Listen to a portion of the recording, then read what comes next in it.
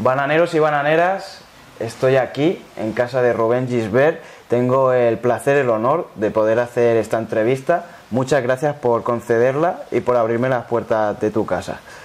Gracias a vosotros por la invitación y por el regalo que me habéis hecho en el Black Johnny Walker, que le daremos cuenta en algún momento. Yo tengo que decir que actualmente estás en el candelero de noticias, estás saliendo en un montón de medios, mucha gente, bueno, te critica, otra gente te quiere, eso es obvio, pero ¿tú cómo lo estás notando? ¿Crees que estás como en la cabeza de turco de algo que está pasando en España? No, a ver, lógicamente cuando uno denuncia una situación, en esa denuncia pues hay gente que se ve afectada, porque al final lo que se pretende es cambiar un paradigma, cambiar una serie de cosas de la cual se está beneficiando mucha gente, y entonces esa gente es natural que te critique. Y luego hay mucha gente que comparte contigo esa injusticia y te apoya. Yo personalmente, cuando voy a alguna ciudad, voy a algún acto, a algún evento, o voy por la calle, solo recibo afecto y cariño. Y luego el tema de los ataques, pues bueno, yo ya son casi 4 años de exposición pública con diferentes temas y diferentes asuntos, y estás acostumbrado. Pero ¿consideras que te ha tocado como una responsabilidad de defender al pueblo, por decirlo de alguna forma? No, bueno, no me siento digamos como una persona que esté abanderando una causa social, etcétera, etcétera.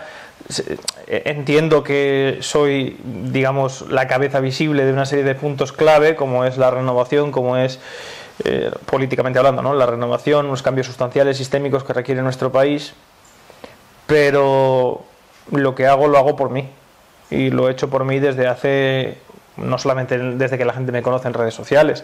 De hecho, yo tengo una exposición en redes sociales y hago lo que hago en redes sociales precisamente porque llevo muchos años de mi vida trabajando, estudiando, realizando un trabajo de preparación, de formación, de instrucción también con los mejores en el campo, como era Antonio García Trevijano, Dalmacio Nígar Pavón, en fin, las diferentes carreras y estudios que he tenido. Y gracias a eso, pues ahora puedo, digamos, ofrecer una alternativa que a mí me parece la válida, la correcta, para corregir ciertos problemas políticos que tenemos hoy en día. A mí me parece que tu labor es muy importante y perfiles como el tuyo creo que deberían salir muchos más para... Yo creo que sí, que estás defendiendo a España, aunque sé que lo haces por tú mismo, pero actualmente, por ejemplo, el último debate que tuviste con el Iker Jiménez, creo que tu punto es el que considero que todo el mundo está a favor de tu punto. Sí, pero bueno, todo el mundo no, como bien se pudo ver, pero es que, vamos a ver, el problema del sistema en el que vivimos es que cuanto más tiempo transcurre y más visible y más evidente son sus defectos, pues más se quiere defender y más, digamos, quiere atacar la capacidad que se puede tener, en este caso, es que escapa a su control, para que se vean los defectos del sistema. En este sentido, pues lógicamente una de las cosas que se está planteando ya el poder político y la clase política es la intervención directa del Internet y de los medios de comunicación. Esto es preocupante a cualquier persona que le interese la libertad de expresión, la libertad de información, la sana crítica, pero luego hay una parte importante.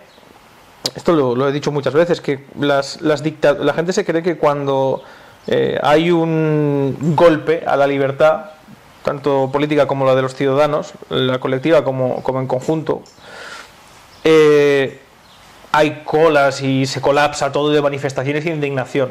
No, el poder suele hacer aplicaciones siempre graduales del cercenamiento de libertad para evitar esa reacción, y sobre todo también lo que hay siempre no es una cascada de indignación, hay una cascada de oportunismo. Siempre que hay un cercenamiento de la libertad a lo largo de la historia, lo primero que aparecen son aquellos que quieren beneficiarse de esa situación.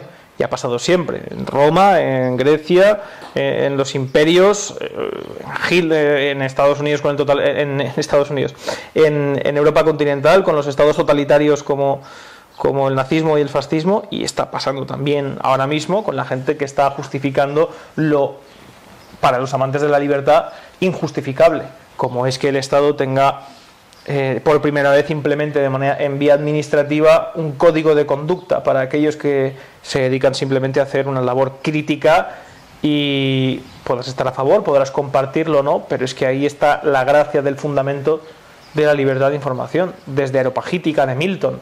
La gente, o sea, que establece en aquel momento frente al protestantismo y el control, digamos, religioso de las opiniones, en ese caso de la prensa escrita, que no puede existir un control previo de la información. Es decir, no puede haber una fiscalización, sino que a posteriori, si alguien transgrede, si alguien sobrepasa una línea, entonces se pondera ese caso y se busca resarcir, reparar o rehabilitar el daño causado.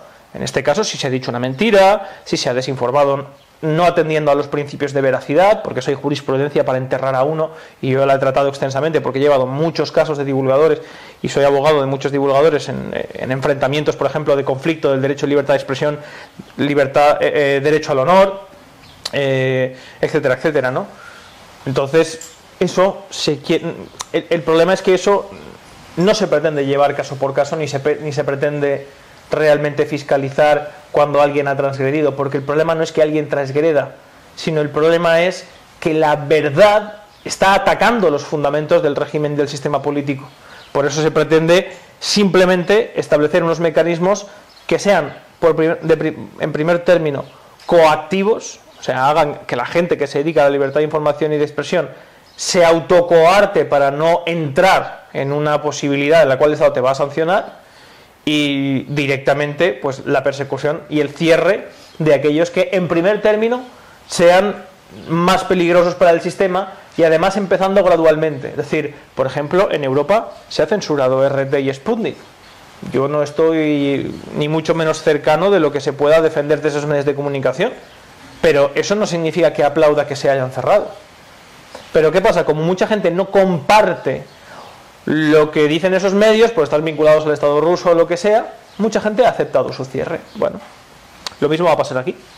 Una persona que se le haga una campaña diciendo, pues este está defendiendo el nazismo, o este está defendiendo la guerra de Rusia, o está defendiendo no sé qué, primero se crea el clima social para justificar su censura, luego se le censura y poco a poco se va ganando. Oye, es que este es un ultrafascista, es que este es un ultraderechista. Ostras, pues si es un ultraderechista, pues entonces sí, entonces le censuramos.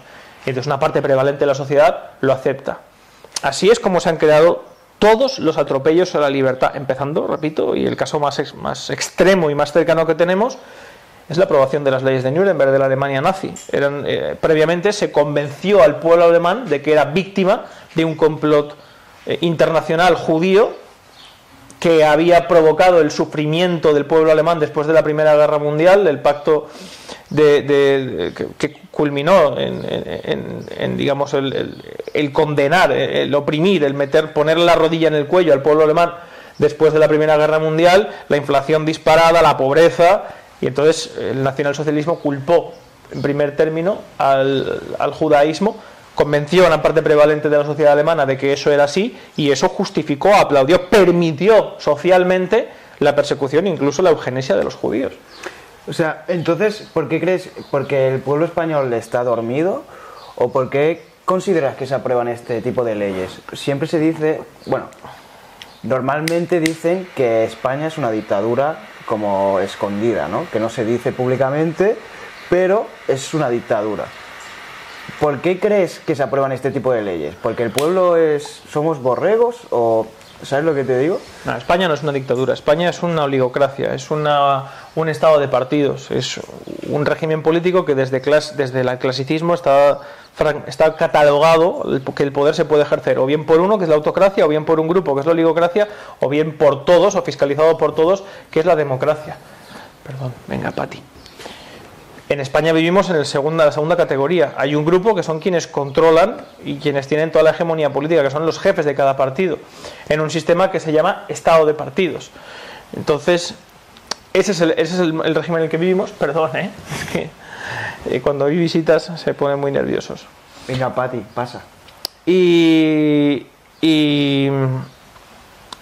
el control por parte de ese grupo, el control por parte de quienes tienen realmente el poder en España, que son, por pacto con la Constitución que tenemos, los jefes, los líderes de cada partido, ellos tienen toda la hegemonía legislativa, toda la hegemonía ejecutiva tanto en el ámbito nacional como en el autonómico, y después tienen el control judicial a través del 121 y 122 de la Constitución, del Consejo del Poder Judicial y el nombramiento del Tribunal Supremo, con las reformas siguientes, la del 85 de Felipe González, la de 2013 de Mariano Rajoy, la que pretende ahora el gobierno, etcétera, etcétera. Y eso es lo que hace que ese control haga que la libertad individual, las libertades que tenemos los ciudadanos, la libertad de expresión, la libertad de hablar, de manifestación, son concedidas. Es decir, no están fundadas realmente en una revolución de la libertad, como en Estados Unidos, donde hay una carta de derechos, hay unas reglas políticas y, por ejemplo, los derechos no están exentos del ejercicio de la acción política.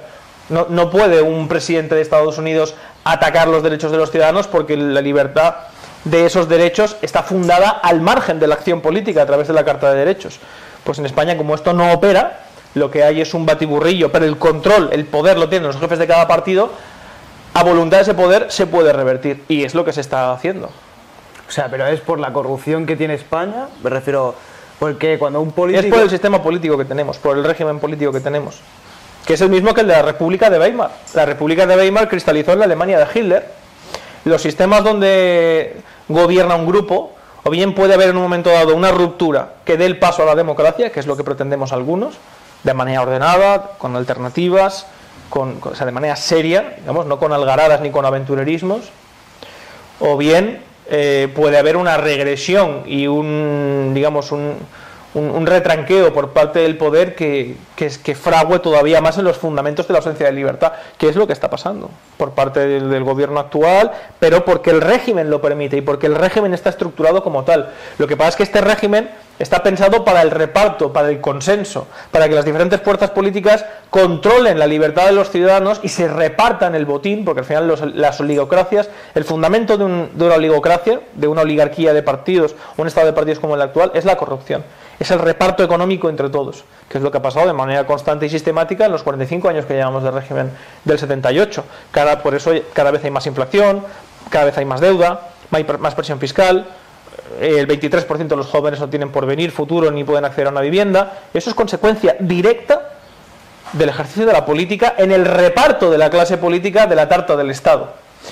Un régimen democrático, como el que propugnamos algunos, garantiza que el Estado atienda a los principios de eficacia y de eficiencia, porque hay un control, porque las ambiciones se vigilan mutuamente, como decía Madison en El Federalista en Estados Unidos. El legislativo controla al ejecutivo, pero no por bondad ni por principio, sino porque cada uno tiene sus intereses, cada uno lucha por su cuota de poder, y en esa lucha mutua es donde se encuentra el control, el límite. Como en España no hay límites, pues a voluntad, sí, te encierran en casa, te obligan o te coaccionan para un tratamiento que ahora hemos visto que fue una mentira, un desastre y con unas consecuencias terribles para muchísima gente, o te recortan la libertad de expresión, o te hacen una duplicidad en el aspecto impositivo, como hay en España, que pagamos impuestos por todo. Y cuando se controlan los medios de comunicación es cuando se tiene la graduación para evitar la reacción popular. Yo te quería sacar dos preguntas a raíz de la ley nueva de censura, de control. La Ley General de Comunicación Audiovisual de 2002, la mal llamada Ley Influencer. 2022, perdón. Son dos teorías que tengo. O sea, se supone que es para proteger al menor y para la publicidad que se pone en redes. No.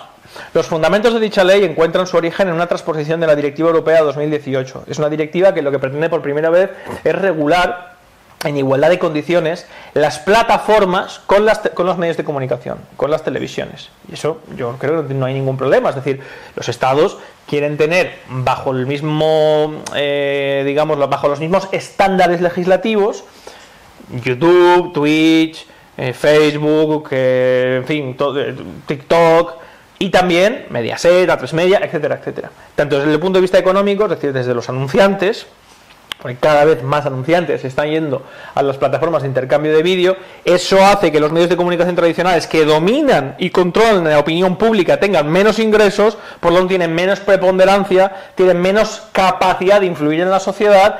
¿Y quién está teniendo más capacidad de influir en la sociedad? Pues los medios que no están bajo ese control del Estado. Eso es el punto número uno, que supone un peligro. Pero el punto número dos es el hecho de controlar realmente la información, ya no solamente el aspecto económico, sino los generadores de opinión pública. Y eso, la directiva europea establece claramente que tiene que hacerse con una serie de garantías. El artículo 30 de la Directiva Europea de 2018 establece que los reguladores tienen que ser organismos autónomos completamente independientes del gobierno.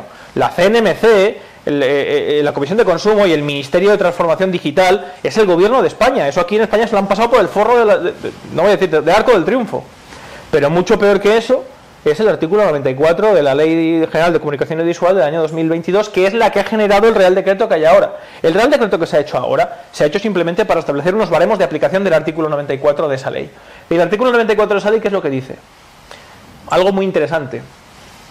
Como la ley de 2018, la directiva europea, ¿no? El marco europeo, porque aquí todos nos dicen que viene de Europa y que no se puede hacer nada porque obliga a Europa y tal. Mentira todo. ¿Por qué? Porque la directiva europea lo que dice es, miren, hay que regular a las plataformas. Es decir, el Estado puede pedirle cuentas a YouTube. ¿Por qué? Porque a ti te pueden pedir cuentas cuando tú controlas, cuando tú eres el jefe, de así decirlo, de la empresa o de lo que haces. Pero tú no puedes pedirle cuentas a un trabajador de lo que hace la empresa. Eso es una subnormalidad. Bueno, pues eso es lo que se ha hecho en España. Porque lo que también contempla la directiva europea es que se pueden regular los usuarios, ya no las plataformas, ya no YouTube, sino el usuario de dentro de la plataforma, cuando fuera de la plataforma constituya un medio de comunicación, un prestador de servicios de comunicación audiovisual, como dice la ley. Porque lo que define al final son prestadores de servicios de comunicación. ¿Quiénes son? Televisiones abiertas lineales, televisiones por encargo, es decir, privadas y públicas, plataformas de intercambio de vídeo y dentro de las plataformas los canales que correspondan con las plataformas externas. Es decir, dentro de YouTube hay un canal que es el de Televisión Española y el de la SER. Bueno, como estos dentro de la plataforma ejercitan lo mismo que hacen fuera, pero son autónomos fuera, se les puede regular también como usuarios. ¿Qué ha hecho el gobierno de España? Ha dicho, hostia, si la directiva me permite controlar, sancionar, coaccionar, regular a los usuarios que tengan fuera de la plataforma autonomía porque tienen un medio de comunicación propio, el canal de... no sé si me estoy explicando, está quedando todo claro. Sí, sí. Voy a extender esto a aquellos usuarios que no tienen una plataforma de fuera de YouTube, no tienen un medio autónomo del cual ellos controlan fuera de YouTube, pero que tienen mucha importancia dentro de la plataforma. Es decir, que dentro de la plataforma son lo que han inventado en España los usuarios de especial relevancia. Y a través de un órgano consultivo que se llama la ERGA, que se creó en el 2014, pero que ha tenido diferentes digamos, puntos de momentos clave, a partir del año 2022, cuando se aprueba la ley, no, a partir del año 2018, cuando se aprueba la directiva, envían a ciertas personas, la ERGA es un órgano consultivo, es decir, está el Parlamento Europeo que aprueba la ley, los estados que la aplican, pero luego hay un organismo, digamos, intermedio, en el cual los estados le preguntan a ese órgano consultivo, oigan, ¿cómo aplico esta ley? ¿Puedo hacer esto? ¿No lo puedo hacer? ¿Qué pasa? Pues que la ERGA está integrado por personas que nombran indirectamente o directamente ya los propios gobiernos. Es un órgano consultivo, es un formalismo absurdo y maniqueo. Es como preguntarle, como si Pedro Sánchez le pregunta al Partido Socialista, del cual es el secretario general, oiga, ¿puedo hacer esto? Pues es prácticamente lo mismo, un ejemplo más reducido, ¿no? Pues es igual. ¿Qué pasa? Que en la ERGA han metido a cargos de medios de comunicación y afines a los intereses del gobierno para decir, sí, ustedes lo pueden hacer, esto se puede hacer, aunque la ley, repito, no lo permite. Es decir, no lo permite. La directiva 2018 es clara y meridiana al respecto. Los prestadores de servicio de comunicación visual serán estos y estos. Y en España se ha quedado, a través del artículo 94, 4 puntos clave en los cuales le dicen, bueno, consideraremos usuarios de especial relevancia aquellos que tengan ingresos significativos, que estén dirigidos a un público amplio, que tengan no sé cuántos seguidores, etcétera, etcétera.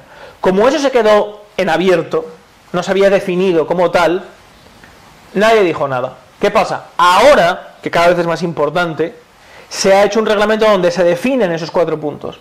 Ahora mismo serán usuarios de especial relevancia quienes tengan 1 millón de seguidores, o 2 entre todas las plataformas, o medio millón, es concomitante, y medio millón de euros de ingreso derivado de toda la actividad. Ahora son esos baremos, pero dentro de un año serán otros, que serán mucho más laxos, para ir ampliando. Claro, empiezan por una cúspide para no hacer saltar la rana, ir cociéndola poco a poco, porque hay mucha gente que la piensa, bueno, a mí esto no me toca, yo no tengo 1 millón de seguidores, ni mucho menos medio millón de euros al año, toca unos cuantos que además no suelen ser generadores de opinión. Entonces, a través de un grupito de gente, además del propio PSOE, como son pues un divulgador irrelevante, un púbere, como es el Anuj Bosteste, y a través de un abogado que se dedica a fumar porros en Twitch, que es Cristóbal Gázquez, vinculados al PSOE, pues se han dedicado a ellos ser los interlocutores con el gobierno para aplicar esto. Algo totalmente incomprensible. Y ellos se han encargado también de hablar con algunos divulgadores grandes y decirles, bueno, no te preocupes que esto, si a ti no te van a... ¿Qué te van a hacer?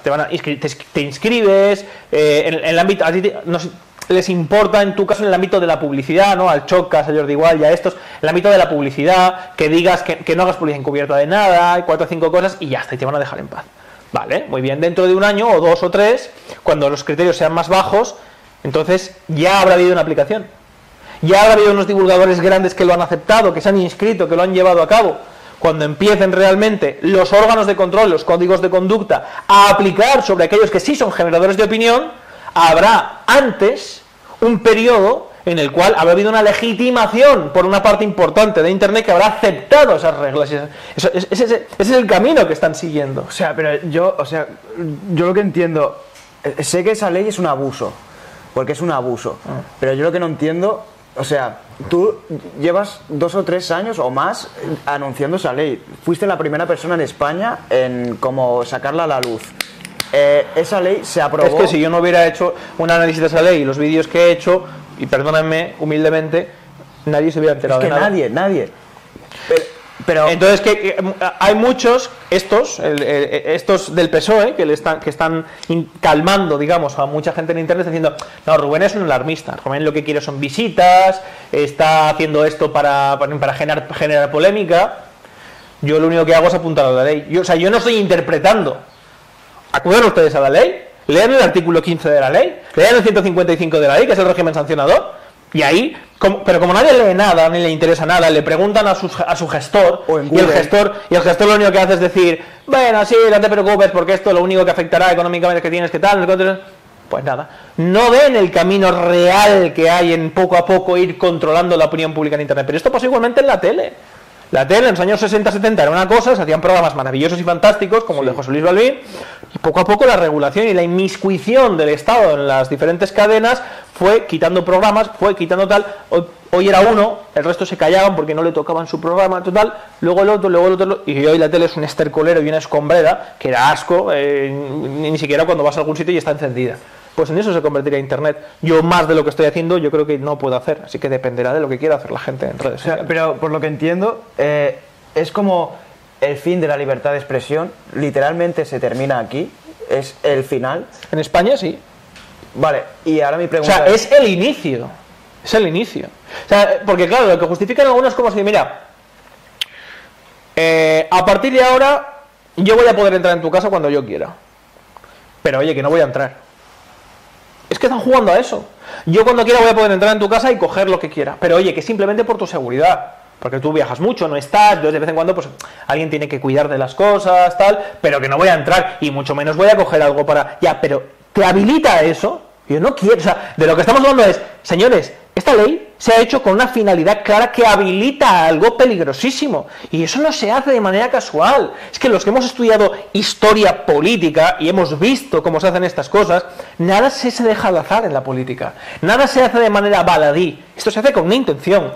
De poco a poco ir inmiscuyendo, regulando, centrando, limitando la generación de opinión autónoma y libre en Internet. Y eso llegará, por supuesto que llegará. No llegará de la noche a la mañana y con un mazazo, porque eso tendría una reacción muy peligrosa para el Estado. Pero poco a poco se va a ir llevando a cabo. Pero entonces, si siguen oprimiendo al pueblo, mi pregunta es ¿el pueblo...? Es que el pueblo no se siente oprimido, esa es la clave. Mientras el pueblo no se sienta oprimido, no habrá reacción. Mientras los divulgadores no se sientan oprimidos, porque ahora, por ejemplo, mira, yo estoy encausado por delito de odio. Por ejemplo, yo estoy investigado en un proceso judicial por delito de odio. De acuerdo con esta ley, a mí el Estado me podría cerrar el canal, aunque yo luego salga absuelto. Por un delito de odio, por contar lo que luego se ha contado en la ONU, los medios de comunicación no han contado, han dicho algo totalmente opuesto a lo que yo decía, que es, señores, estamos apoyando a un bando en la guerra de Ucrania, el bando del señor Zelensky, que está haciendo ciertas cosas. Eso no justifica lo que haga Rusia. Yo he condenado siempre las acciones de Rusia, pero ¿por qué nos creemos todas las mentiras que nos salen directamente de este gobierno que estamos apoyando con nuestros impuestos? Entonces, si eso es delito de odio, pues en fin, ya uno se puede esperar cualquier cosa. Lógicamente, por ejemplo, ahora algunos divulgadores grandes de Andorra que me contactan, Consumo ya les ha mandado una carta diciendo, oye, estás haciendo contenido bueno, que esto no puede ser, ¿eh? Pero afecta hasta Andorra, me refiero. Si tú coges ahora mismo y te vas afecta hasta Andorra, artículo 3 y siguientes, en el cual se define el ámbito de aplicación y de afectación, donde, por ejemplo, el que empezó en España y aunque esté en Andorra, todo lo que haga esté en Andorra, su equipo esté en Andorra, no tenga nadie trabajando en España, pero empezara en España y tenga un vínculo económico con España, que los hay muchos que están en Andorra, que tienen empresas aquí, de Grecia, etcétera, etcétera. Brownie, perdón, tenga un vínculo económico con España, está afecto. También dice el artículo 3 que aquel que utilice un enlace ascendente de un satélite en España, es decir, claro, por ejemplo, Sputnik o RT se han censurado en Europa, pero no tienen sus servidores en Europa, ni hacen su actividad en Europa. ¿Cómo se ha hecho eso? Interviniendo la red, interviniendo el enlace, digamos, el aspecto de la comunicación que habilita su visionado aquí en España. Pues, si eso está en la ley, es que eso cualquiera que lo lea en la ley lo puede y entienda más o menos un poco el español y tenga una inteligencia media, IQ de 70 para arriba o más o menos 70, lo puede ver, lo puede entender, que no tiene más historia. Pero la gente no quiere leer, no quiere estudiar, quiere confiar. Bueno, muy bien. Hoy leía un comentario que ponía, bueno, vamos a ver cómo se aplica y luego ya veremos. Ah, perfecto, fantástico. Eso es como en Alemania, como en 1942 un alemán dice, bueno, vamos a ver lo que pasa con los judíos y luego ya vemos. Si los gasean, pues oye, sí, igual eran un poco antisemitas. O sea, los bancos, ¿qué función tienen en la política? Rollo, el Estado, sé que para formar un partido político el dinero te lo da el Estado. Pero los bancos, ¿qué función tienen en la política? No, a ver, el dinero, para fundar un partido político el dinero no te lo da el Estado. En España, si tú tienes más o menos si tú tienes afiliados, ya tienes subvenciones, ayudas, pues no, ya puedes mantener un poco de mamandurria, ¿no? Puedes poner un secretario de comunicación, puedes poner un secretario personal, el amigo, el primo, el hermano, ya la gente que conoces más o menos, o que puedes buscar también a gente válida al principio, mucha gente lo hace, pero poco a poco, eso lo estudia muy bien Michels, va derivando siempre unas relaciones de poder dentro del partido. Todo partido siempre es, y es impepinable que así sea, jerárquico, se atiende a un principio de jerarquía. Ahora bien, es en el ejercicio. Por ejemplo, en España, cada voto es €1 y algo para el partido directamente, cada voto. Entonces, la financiación pública es fundamental porque convierte a los partidos en instrumentos del Estado. Cuando uno es instrumento del Estado, nunca va a luchar contra el Estado. Es como si a uno le va muy bien en una empresa y lo que quiere es cambiarlo de la empresa. Pues no, en el ámbito mercantil, yo que trabajo para muchas empresas, cuando algo va bien no quieres tocar nada, ni un ápice, porque todo va bien y da buenos resultados. Eso es lógico y natural. Pues eso pasa también en la política y pasa en los sistemas como el español. La oligarquía económica y la oligarquía política, es decir, los que mandan en la política, el grupito que manda con la política y el grupito que manda en la economía, se apoyan mutuamente en regímenes como este y eso funciona de maravilla. Como los botín, bueno, eso lo ha explicado muy bien, por ejemplo, Mario Conde. Yo no tengo mucha simpatía por Mario Conde porque, aunque luego haya sido un outsider, se le pilló, que robó, es que él fue tan torpe que se dejó pillar, pero eso no justifica lo que ha hecho. Que luego ha dicho, oye, sí, es verdad, esto funciona así, vale, pero mientras estaba dentro, colaboraba, lo hacía, ¿verdad? Bueno, pues igual que los políticos cuando salen de la política que se ponen a denunciar, no, es que no hay libertad en los partidos, y ya lo sabemos todos, sí, está claro. ¿Por qué lo dice ahora? Porque lo han echado, porque está fuera. No, pero mientras estaba dentro viviendo y participando, entonces que no decía nada, por Dios. Pero fuera de eso, lo ha dicho muchas veces, los bancos financian las campañas de los partidos, no esperan que se les devuelva ese dinero. Si te dan un préstamo y luego tú no tienes que devolverlo, eso no es un préstamo, eso es una compra. Y eso pasa de manera constante y sistemática. ¿Por qué a los presidentes, Brownie, por qué a los presidentes del gobierno, a los presidentes autonómicos, a los jefes de cada partido les dan unas hipotecas que sean el sueño de cualquier ciudadano, al 0,1 o incluso al 0,01, etcétera, etcétera? porque a ti te interesa, si eres un medio, si estás en el IBEX, si tienes una gran corporación, si eres una entidad financiera, estará bien con la clase política. Hay un caso, un ejemplo, mira, el más reciente, el impuesto de actos jurídicos documentados. Llega el Supremo y dice, este impuesto es ilegal, que lo pagan los ciudadanos, esto lo tienen que pagar los bancos, en una hipoteca. El impuesto de actos jurídicos documentados que lo implementó el PSOE con Felipe González. Vale. Y no sé, ese día, pues en un momento de euforia o de éxtasis, meten la retroactividad. ¿Qué significa la retroactividad? La retroactividad significa que durante los últimos años todos los impuestos que los ciudadanos han pagado al Estado son nulos. Eso significa que de repente el Estado tiene que devolverle a los ciudadanos miles de millones de euros que han pagado indebidamente, que deberían haber pagado los bancos. Y los bancos tienen que suplir ese dinero. Entonces, primero teníamos que el Estado tenía que devolver miles de millones de euros a todos aquellos que habían comprado una casa, habían hipotecado y habían pagado indebidamente el impuesto de actos jurídicos documentados, y ese agujero lo tenían que cubrir los bancos. 2 llamadas. Los bancos llaman a la clase política, oye, nosotros no vamos a pagaros un duro, lo sabéis, ¿no? La otra llamada, la clase política, los políticos al Tribunal Supremo. ¿Qué coño hacéis? Sois gilipollas, los bancos no lo van a pagar y nosotros ahora mismo no estamos así, estamos como para ir dando dinero. Necesitamos cada año 70.000 millones de deuda. Al día siguiente el Supremo al día siguiente se enmenda a sí mismo. Oye, que retroactividad no, que nos hemos equivocado. Esa es una prueba evidente de la concomitancia de intereses entre la oligarquía financiera y la oligarquía política en este sistema intrínsecamente corrupto. Volviendo al tema de... Esos son datos objetivos, de sucesos que han pasado recientemente.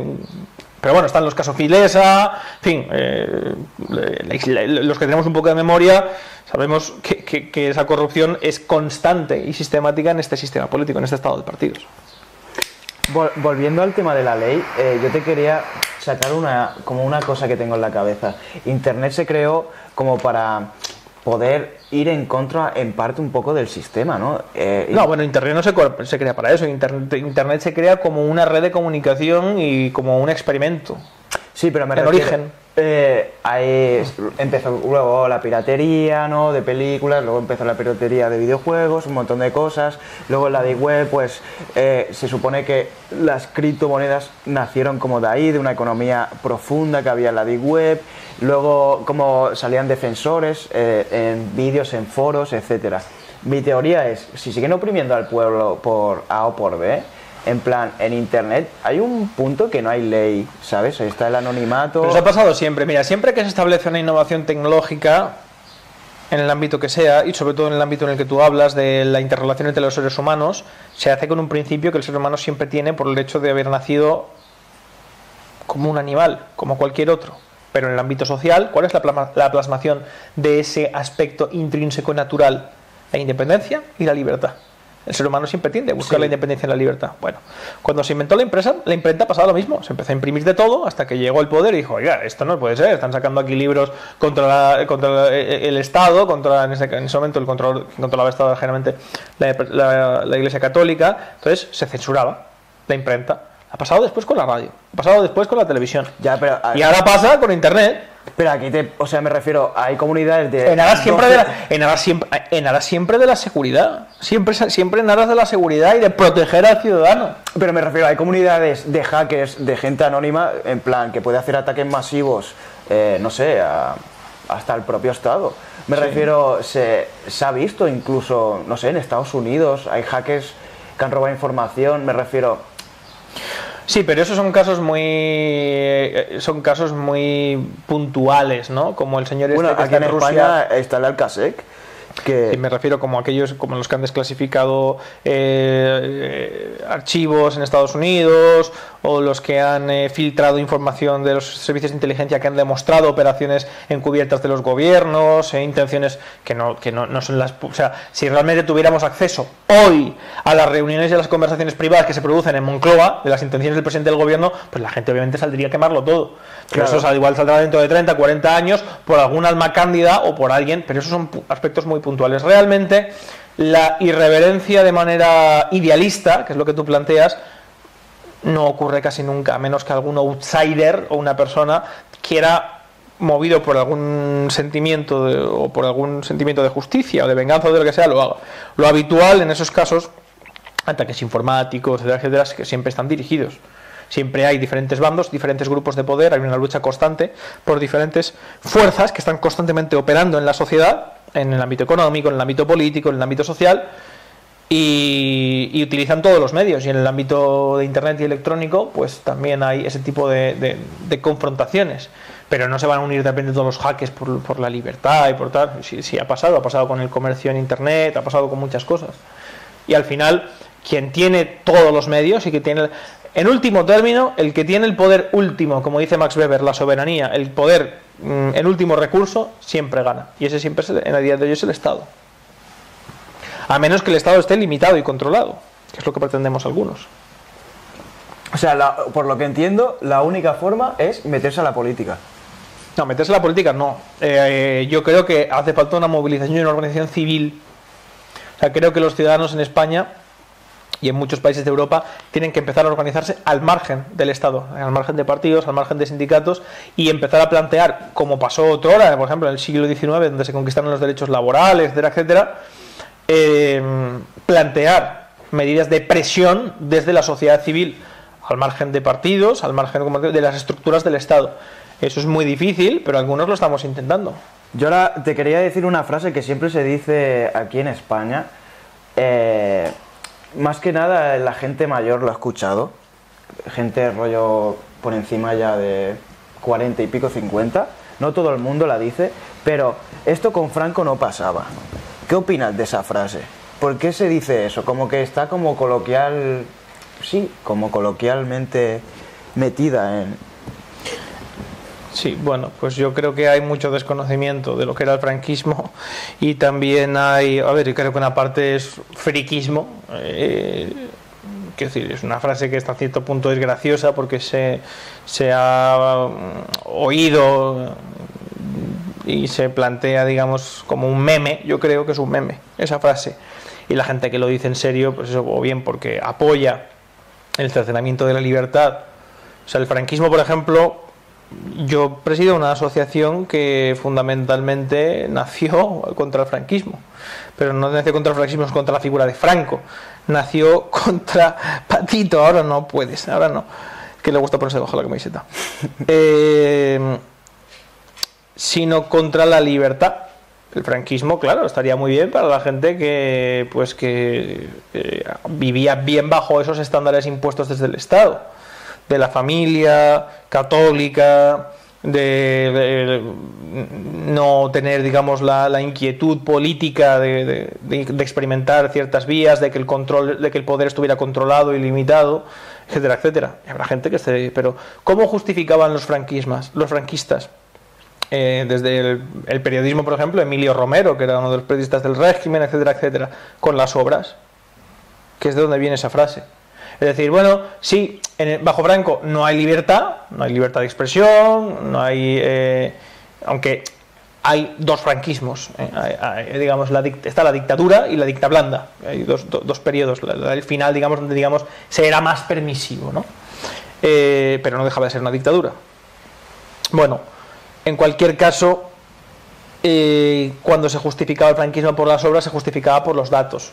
Por, oye, se han hecho los pantanos, se vive más o menos bien, hay una clase media, la gente no tiene que preocuparse. Es decir, se justifica la falta de libertad con la seguridad, que es lo mismo que se pretende hoy en día por parte del Estado, todo esto, ¿no? Bueno, vamos a controlar Internet, pero ¿a cambio de qué? A cambio de que la gente no se sienta... La diferencia es que las dictaduras suelen ser menos corruptas en el ámbito de expoliar a los ciudadanos que las oligarquías, porque el reparto suele ser mayor. Entonces, la corrupción económica, pero ha pasado desde siempre, incluso, por ejemplo, en el directorio. Un modelo igual al que tenemos hoy en el siglo XIX, muy característico, sería el directorio en la Revolución Francesa, que era un régimen totalmente corrupto, con barras, etcétera, etcétera. Pero bueno, para no aburrir a la gente, esa expresión es habitual de todo el mundo que justifica la ausencia de libertad por unos resultados.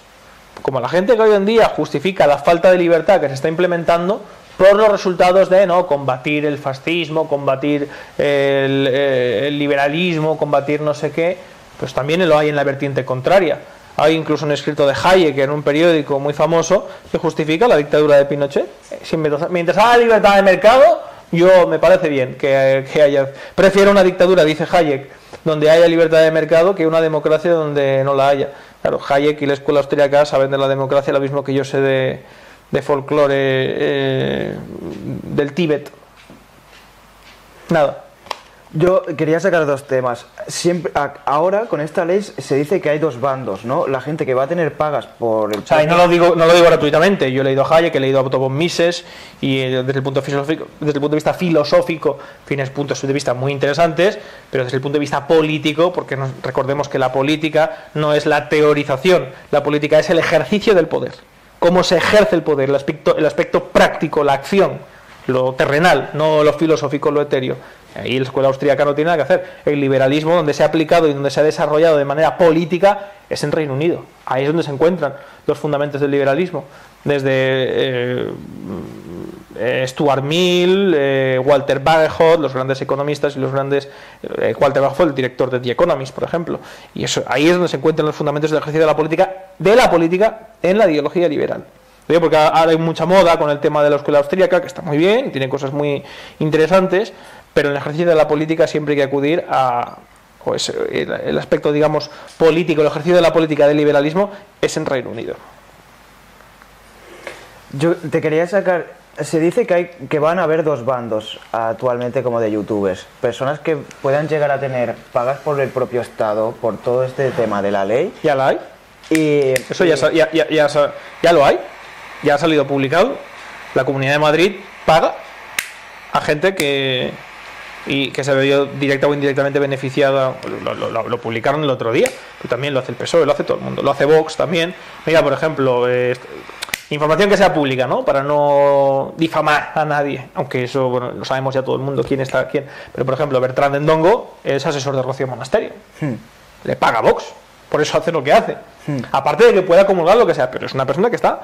Luego Vito Quiles creo que también percibe, no sé si de la Comunidad de Madrid, no me acuerdo, salió publicado. De hecho, él reconoce con Wall Street Wolverine que él, aunque viera algo de corrupción o que estuviera mal de Vox, no lo publicaría. Lo dijo. Pero entonces, ¿dónde está ya? Por ir al otro lado, Alan Barroso. Alan Barroso cobró 40.000 euros del PSOE como asesor también de Zaragoza. Es decir, ya hay divulgadores que están nutriéndose directamente de una facción del Estado. Pero lo moral y ético ya se ha perdido. Me refiero, la gente ya no tiene valores. O sea, solo busca la pela, por decirlo de alguna forma. No. A ver, uno puede cobrar de un partido porque comulga con el partido también. Es decir, yo no estoy diciendo que eso implica que seas... Ahora, ¿cuál es el problema? El problema es dónde radica y de dónde viene eso. Tú no eres libre. En el momento yo puedo estar de acuerdo con un partido, puedo estar de acuerdo con una ideología, pero en el momento en el que mi comida y mi casa y mi vida dependen de esa facción, estoy atado como unas correas a lo que haga eso. Y en el momento en el que yo... pero eso es una cosa desde antaño. Yo puedo estar de acuerdo con el marco teórico ideológico, pero si luego lo que hacen, como pasa en España, es corrupto, coño, yo voy a criticar a aquellos que me pagan, a aquellos que me sostienen, me voy a cuidar muy mucho de hacerlo. Y no lo hacen, lógicamente. Pero no lo hacen ahora, ni hace 20 años, ni hace 100, ni incluso cuando en los años 30, 20, 40 era muy típico los periodistas que estaban comprados por los toreros. Y había periodistas que solo alababan a un torero y nunca criticaban cuando, por ejemplo, había hecho objetivamente una mala faena. ¿Por qué? Pues porque su medio de vida dependía, aunque le gustara ese torero, pues dependía de eso. Pues eso es así y seguirá siendo así, y por eso nunca, jamás se puede considerar que alguien ejerce la libertad de información, la libertad. Alguien es genera opinión pública valiosa al paraguas del poder político, sea el que sea. Nunca, jamás. Podrá hacer una buena labor de divulgación y sus causas, y puede haber una concomitancia de intereses, yo eso lo entiendo perfectamente, pero no me digas que eres libre, que eres independiente, que no eres tendencioso. No me digas que no manipulas, que no defiendes a tu pagador, porque eso es inevitable.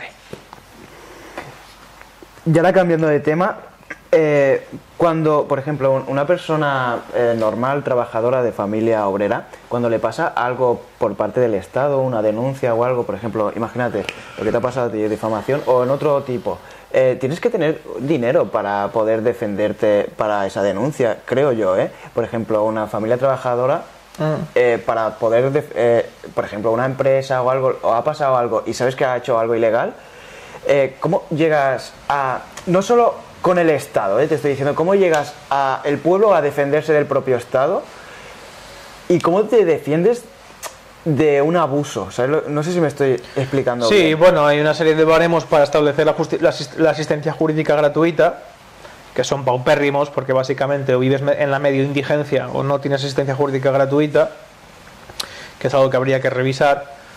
Pero los mecanismos de defensa en el orden jurisdiccional, es verdad que yo te lo digo como abogado y como persona que tiene una empresa y de abogacía, que no está al alcance de mucha gente. O sea, y corrígeme, si tú no tienes un poder económico, no te puedes defender del Estado. No es que no te puedas defender, sino que pones en ponderación los riesgos, porque siempre cuando vas a un profesional serio, en este caso un abogado que te diga, esto está ganado al 100%, vale, empezamos. Te puede decir que hay muchas veces de ganar, esto de acuerdo. Yo, por ejemplo, sé que le he dicho a un cliente, mira, esto con la ley en la mano, y si el juez no está loco, que los hay, pues se tendría que ganar. Ahora, yo no te puedo dar ninguna garantía, porque yo no soy el que redactó la sentencia, ¿sabes? Pero efectivamente hay un aspecto disuasivo de mucha gente de tutelar su derecho lesionado, porque hay riesgos, claro. Y en el ámbito civil, por ejemplo, si se ven desestimadas todas tus pretensiones, pues tienes que pagar las costas de la otra parte. Y si el proceso es por cuantía indeterminada, pues puede ser un buen pico. Entonces, bueno, eso muchas veces disuade a la gente menos pudiente de ejercer la tutela de sus derechos lesionados, sí. Eso es verdad, es así. Y por último, actualmente, ¿tú cómo ves la política en España? Todo lo que está pasando, está en auge la derecha por todo el tema de la inmigración controlada ahora, sobre todo en Cataluña. Descontrolada será. Descontrolada, perdón. En Cataluña más que nada, porque yo soy de Barcelona y ahí está en auge. Sí. Luego hay un bando que apoya a Pedro Sánchez. Realmente no hay derecha en España, ni hay derecho ni hay izquierda. El ejercicio del poder, que es lo que define en ciencia a los elementos, como en física, los elementos de la tabla periódica se definen por cómo actúan, por sus actividades. Pues en ciencia política sucede igual, uno se define por cómo actúa. Ningún partido en España es de derechas ni es de izquierdas, porque ninguno defiende por encima de todos los aspectos conservadores de la cultura y de las relaciones de poder, ni es revolucionario ni progresista. Bueno, aunque solamente un tonto puede ser progresista, porque el progreso implica creer que el ser humano está llamado al progreso constante y absoluto, y la historia nos demuestra que no es así. Hay periodos que se concadenan de involución, de vuelta atrás, en fin, para mí ser progreso es ser un tonto. De hecho, la sociedad más culta, más avanzada desde el punto de vista artístico, filosófico, arquitectónico, político, social, que fue Alemania, a principios del siglo XX, cristalizó en el nacionalsocialismo alemán y en la eugenesia. Por eso, y era un partido progre. El nacionalsocialismo se basaba en la progresión, en la progresía. ¿Hacia dónde? Bueno, por eso no existe. Lo que existe es socialdemocracia, es decir, un discurso de tendencia a la igualdad material, de decirle a la gente que todos tenemos que ser más o menos iguales, con la finalidad de lucrarse y de mantenerse en el poder. Esa es la lucha que hay hoy en día. Y ahí opera la demagogia, como opera siempre, pero de manera muy preponderante hoy en día, y opera el populismo, que hay que saber diferenciarlo. La demagogia es decirle a alguien lo que quiere oír con la finalidad de obtener un beneficio. Eso pasa. Y después está el populismo. El tema de la inmigración es populismo. ¿Por qué?